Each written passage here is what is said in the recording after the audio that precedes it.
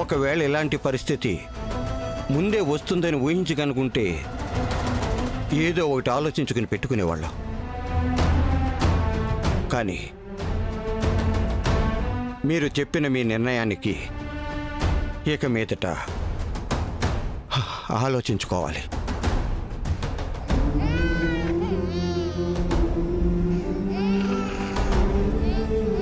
ఎక్కడికైనా సరే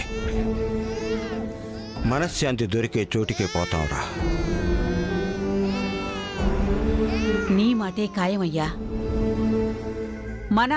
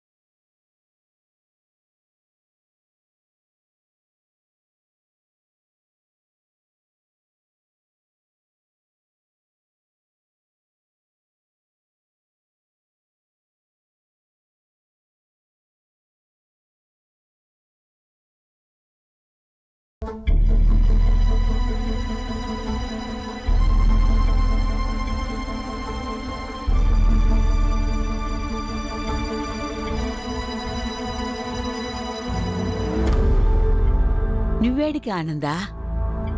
నేనంటే ఆయన భార్యని. నేను మీ పిట్టనత్తయ్య.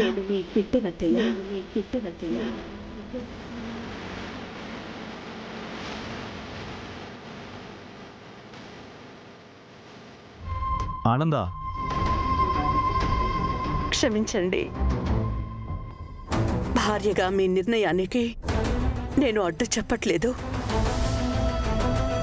అలా అని వీళ్ళని దూరం చేసుకోలేను.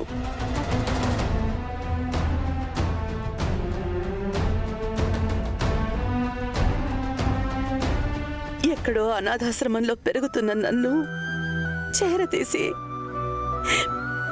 వాళ్ళు ఈ ఇంటి కోడల్ని చేసుకున్నారు. నాకంటూ ఒక జీవితాన్ని ఇచ్చారు. నన్ను కోడల్లా కాకుండా ఈ ఇంటి బిడ్డలా చూశారు. తల్లిదండ్రులు కష్టాల్లో ఉంటే ఏ బిడ్డ చూస్తూ ఊరుకోదండి. అది కాదమ్మా. కాదనకండి మావయ్య గారు. అత్తయ్య, పదండి అత్తయ్య.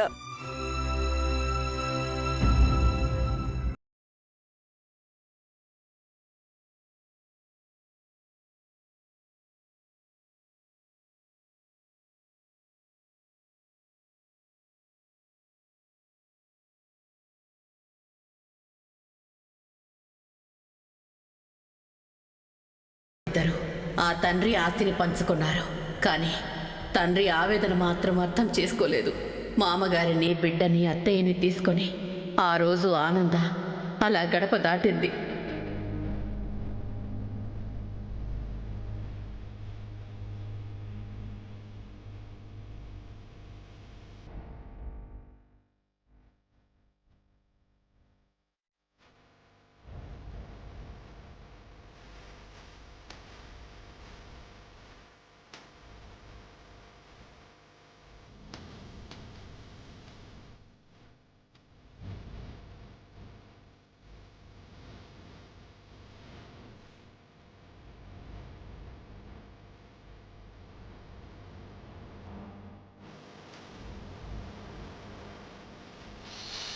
ఒక చిన్న ఇంటిని అద్దెకు తీసుకొని తన కుట్లు అల్లికలతో జీవిత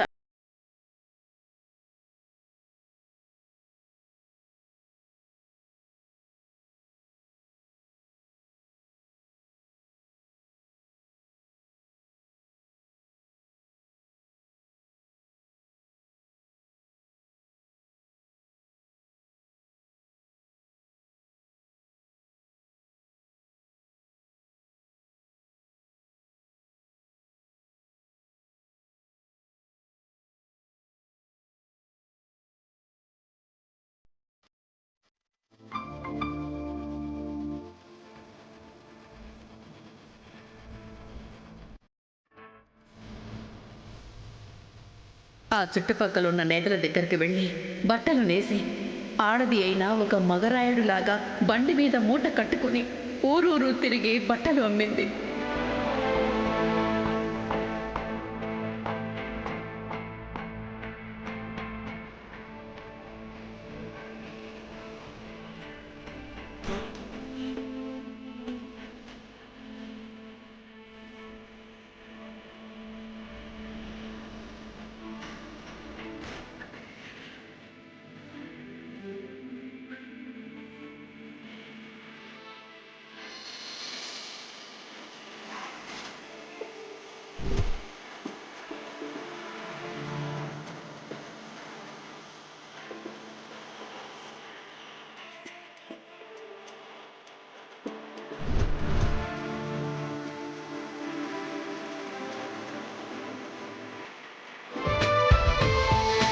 అమ్మగారు ఇద్దరయ్య గారు వ్యాపారంలో పూర్తిగా దివాలా తీశారు అమ్మగారు.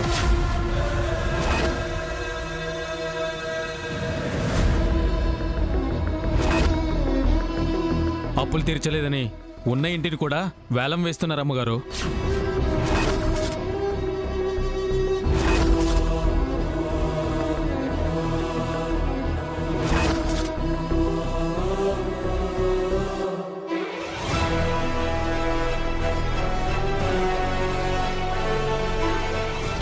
కోటేశ్వరరావు, రాజేశ్వరరావు అనే అన్నాదమ్ములు ఇద్దరు చేసిన బాకీలు తీర్చలేని కారణంగా వాటిని చెల్లించకుండా ఉండే నిమిత్తం మిగిలిన ఈ ఇంటిని వేలం వేయొచ్చని కోర్టు ఉత్తర్వులు జారీ చేసింది. దాని ప్రకారం ప్రభుత్వం వారి పాట 25 లక్షలు.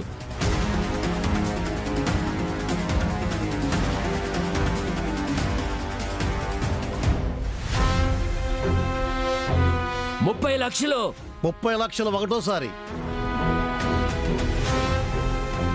85 లక్షలు. కొండయ్య గారి పాట 85 లక్షలు, 80 లక్షలు ఒకటోసారి, 80 లక్షలు ఒకటోసారి, 85 లక్షలు రెండోసారి, 5 లక్షలు రెండోసారి, కొండయ్య గారి పాట 85 లక్షలు మూడోసారి.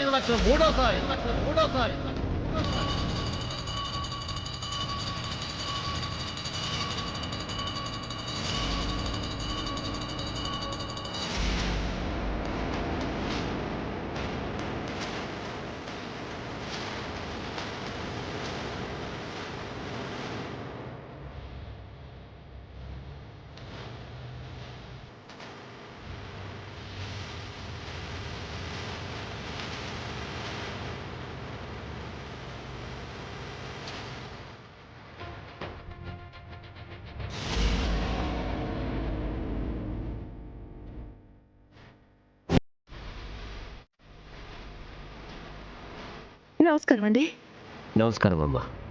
మీరు ఆనంద్ భైరవ్ కదా? అవునండి. సోమేశ్వరరావు గారి కొడుకులకి ఇలాంటి పరిస్థితి వస్తుందని నేను ఎప్పుడూ అనుకోలేదు తల్లి.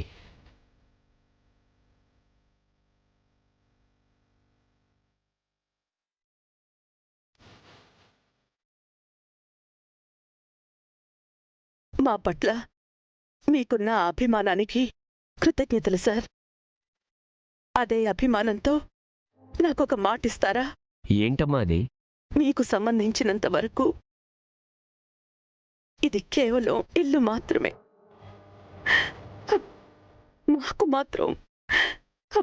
మాకు ఏ కష్టాలు రానివ్వకుండా మా జీవితాల్ని నిలబెట్టిన దేవాలయం అండి.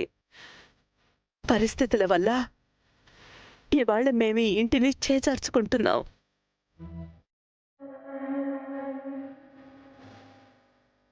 తిరిగి మా ఇంటిని మేము కొనుక్కుంటాం.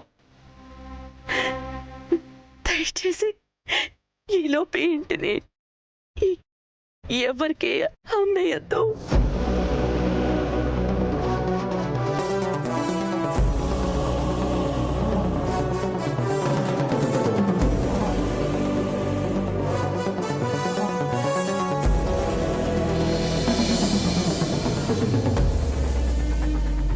అలా కొండయ్య దగ్గర తీసుకున్న మాట నిలబెట్టుకోవడం కోసం అప్పటి వరకు పడిన కష్టానికి మించి కష్టపడడం మొదలుపెట్టింది ఆనంద. చిన్నగా ఒక బట్టల దుకాణం నుంచి ఉన్నతమైన స్థానంలో తన వాళ్ళని కూర్చోబెట్టి తను మాత్రం ఒక యంత్రంలాగా పనిచేస్తూనే ఉంది. అలా కొంత డబ్బులు జమ చేసుకున్న తర్వాత నీలకంఠం అనే వ్యక్తి దగ్గర కొంత డబ్బుని అప్పుగా తీసుకుంది.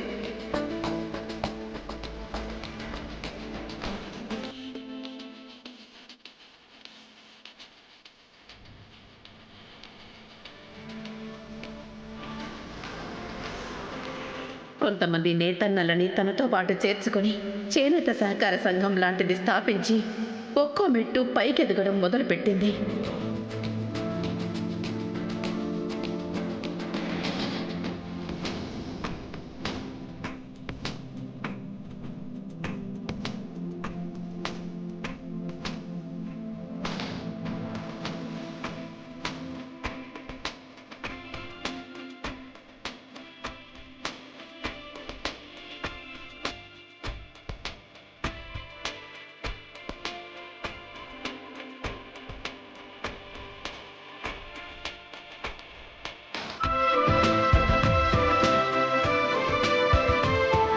ఆనంద సంకల్పానికి అదృష్టం తోడైంది. ఆస్తిని, విడిపోయిన కుటుంబాన్ని ఏకం చేసింది.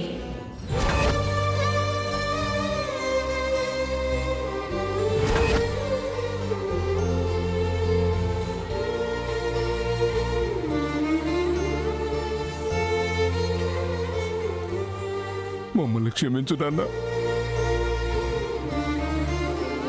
ఎవరి ఇండివిజువాలిటీ వాళ్ళకుంటే గౌరవం అనుకున్నాను, కానీ ఇప్పుడు ఉనికినే కోల్పోయావు నాన్న.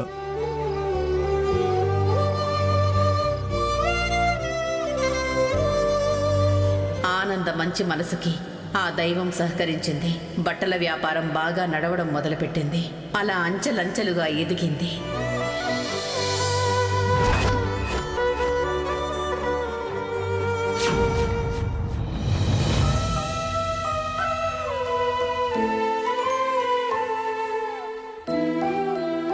ఇప్పుడు చెప్పరా, కష్టం ఎవరిది, ఈ ఆస్తి ఎవరిది?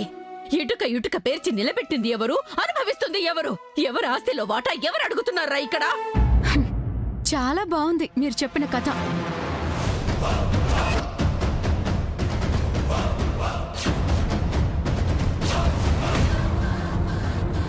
కథ కాదమ్మా, నిజం. ఆనంద కష్టం ఇది. తన చెట్టు నీడలో ప్రశాంతంగా బతుకుతున్న వాళ్ళం మేము. రోహిత్ మా పెద్ద కొడుకు, మా ఇంటి వారసుడు. మమ్మల్ని కాదని బయటికెళ్ళి అలా ఎలా పెళ్లి చేసుకుంటారని మా పరువు పోతుందని మాట్లాడారు కదా ఆ రోజు. పెద్ద పెద్ద కేకలు పెట్టారు. తీరా ఆస్తిలో వాటా అడిగేసరికి వాడు వారసుడు కాదు, ఇది అసలు మా ఆస్తే కాదు, మీ ఆస్తికి మాకు ఎటువంటి సంబంధం లేదు అంటున్నారు. దీన్నేమనాలి? నా వాళ్ళు అంటూ తెగ ఆరాట పడుతుంటావు కదా, ఇప్పుడు అర్థమైందా మీ వాళ్ళ బుద్ధేంటో? ప్రీతి, చాలా ఎక్కువ మాట్లాడుతున్నావు. నీకు ఆస్తుల మీద ఉన్న మమకారం మనుషుల మీద, వాళ్ల మధ్య ఉన్న రిలేషన్స్ మీద లేకపోవడం వాడి దురదృష్టం.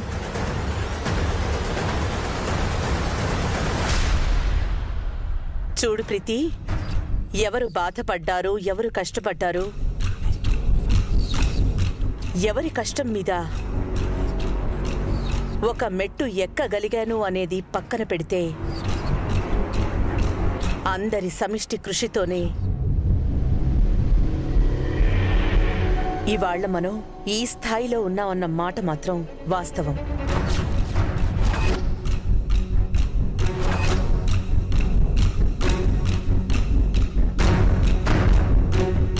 రోహిత్ ఎప్పటికీ ఈ ఇంటి పెద్ద కొడుకే, ఈ ఇంటి వారసుడు. వారసుడు వారసుడు వారసుడు.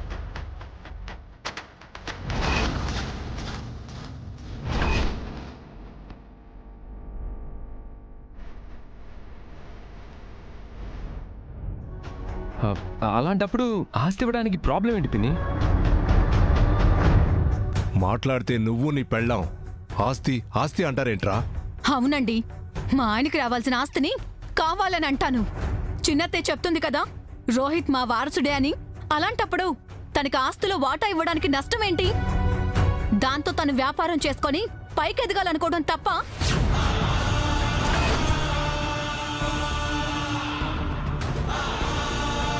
తనకు తానుగా వ్యాపారం చేసుకుని పైకి ఎదగాలనుకుంటే ఏం జరుగుతుందో విన్నావు కదమ్మా. మీరు అసమర్థులై ఉండొచ్చు, కానీ మీలాగా మా ఆయన అసమర్థుడు కాదు. ప్రీతి ప్రీతి ప్రీతి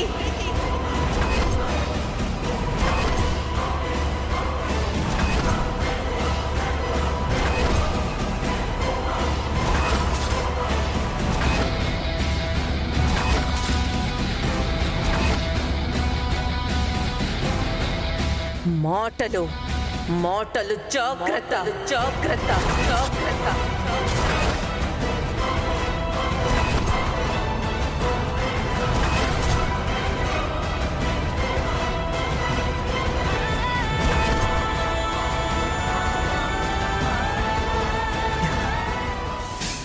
ఎంత కాదనుకున్నా అందరిది ఒకటే కుటుంబం. ఏదో ఒక రోజు కలిసే తీరుతాం. అప్పుడు ఈ మాటలే మిగిలిపోయేది.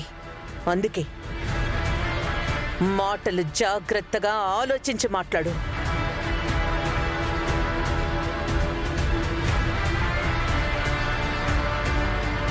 ప్రీతి, నిన్ను సూటిగా ఒక మాట అడుగుతాను. నిజం చెప్పు. దేని గురించి? నువ్వు ప్రేమించింది మా రోహిత్నా, లేక వాడి వెనకున్న ఆస్తినా?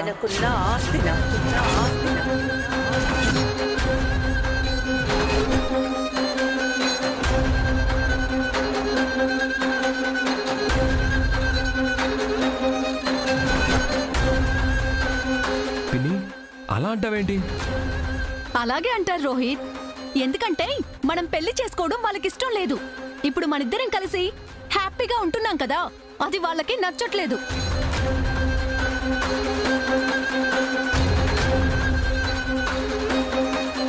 డబ్బులు అడిగాం కాబట్టి, అవి ఇవ్వడం ఆవిడకి ఇష్టం లేదు కాబట్టి, ఆ వంక పెట్టుకొని నిన్ను నేను డబ్బుల కోసమే ప్రేమించాను అని చెప్పి వాళ్ళ గారడి మాటలతో నిన్ను నమ్మించి మన మధ్య మనస్పర్ధలు సృష్టించి మనల్ని విడదీయాలనే ఆవిడలా మాట్లాడుతుంది.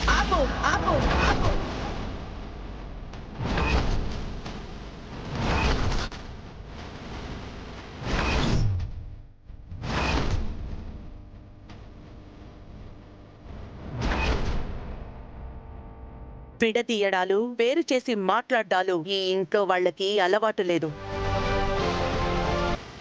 మొదటి నుంచి వేరు చేసి మాట్లాడుతోంది నువ్వు.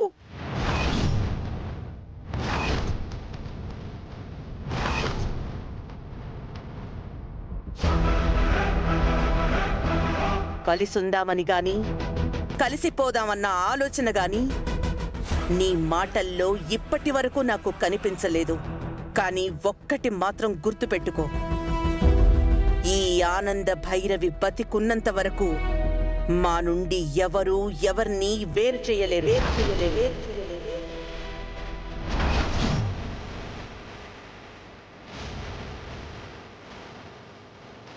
మాకు కలుపుకుపోవడం ఇష్టం, అందరితో కలిసిపోవడమే తెలుసు. మొగుణ్ణి తీసుకుపోవడాలు మాకు తెలియదు. అయినా నీతో మాటలు మాకు అనవసరం.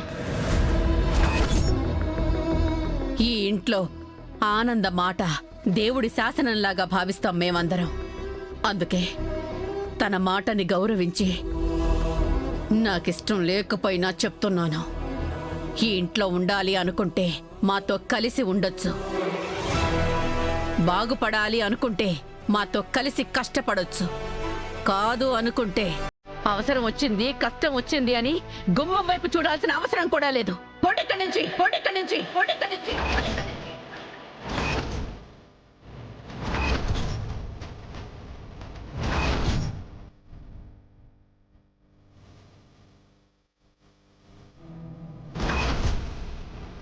అమ్మా, మాటలు అనవసరం రా. బయలుదేరు బయలుదేరు బయలుదేరు. మీరు ఆగండి బావగారు.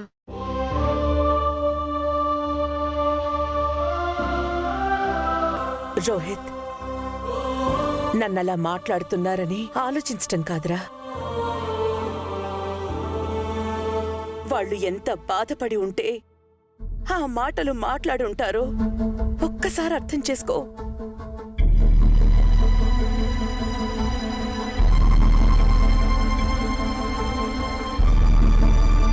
సొంతంగా వ్యాపారం చేసుకుని ఎదగాలి అనుకుంటున్నావు. నువ్వు ఎదగడం మాకు ఆనందమేరా. కానీ ఎవ్వరూ లేని వాళ్ళలాగా బయటెక్కడో ఉండడమేంట్రా?